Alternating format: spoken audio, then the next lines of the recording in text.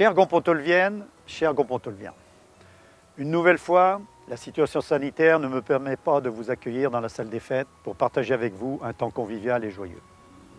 En effet, ce début d'année nécessite encore, de notre part à tous, un retour à la plus grande prudence pour préserver notre santé et celle de nos proches.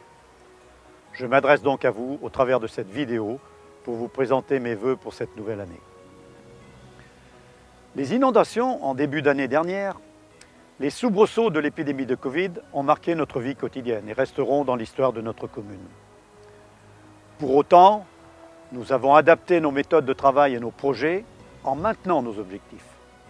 Que ce soit dans les écoles, où nos enfants ont pu être accueillis dans les meilleures conditions possibles, que ce soit à domicile de nos aînés, qui ont continué à profiter des interventions du CCAS, les services de la municipalité ont témoigné d'un engagement volontaire, sans faille, qu'ils en soient ici remerciés. Et je sais que nous pourrons aussi compter sur eux dans les mois qui viennent.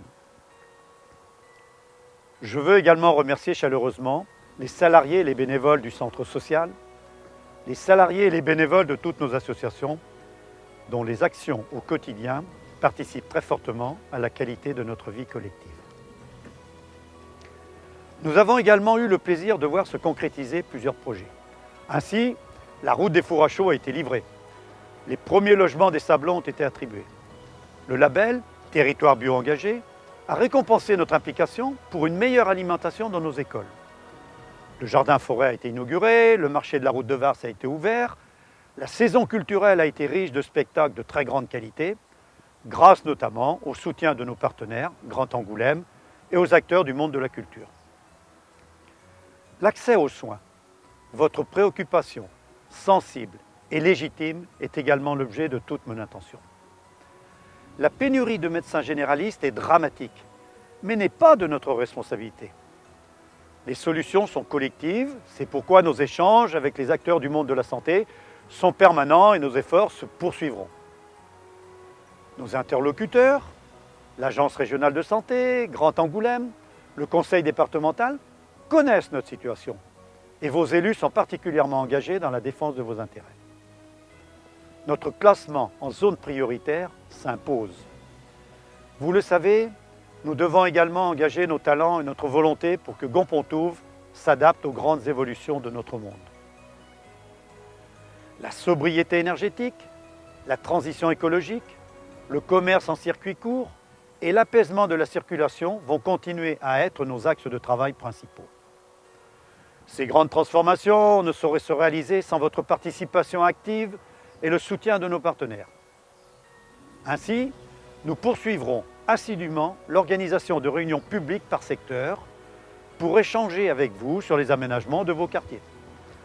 Vos élus les soutiendront dans les instances de Grand Angoulême. Pour que ces axes de travail se transforment en actions concrètes, la commune est engagée dans une opération de revitalisation du territoire, la route de Paris entre autres, qui permettra de soutenir financièrement et dès 2022 les projets d'amélioration de l'habitat et de redynamisation commerciale. La construction de logements publics et privés se poursuivra au Sablon, au Treuil, aux Anglades, à la Garenne, et la friche de Rochine verra certainement une première concrétisation dans le courant de l'année. Ces logements neufs répondront aux dernières normes énergétiques. Et nous devrons nous engager dans d'importantes opérations d'économie d'énergie dans les bâtiments municipaux. Nous poursuivrons également nos aménagements routiers dans les quartiers et notamment à Chalonnes avec le département et Grand Angoulême. Même si l'épidémie de Covid risque de se poursuivre, l'année 2022 sera une année riche et dense. Vous pouvez compter sur vos élus pour que nos ambitions pour notre ville se concrétisent et que votre quotidien s'améliore encore et toujours. Chères Gonpontolviennes, chers Gonpontolviens, je vous souhaite une belle et heureuse année 2022.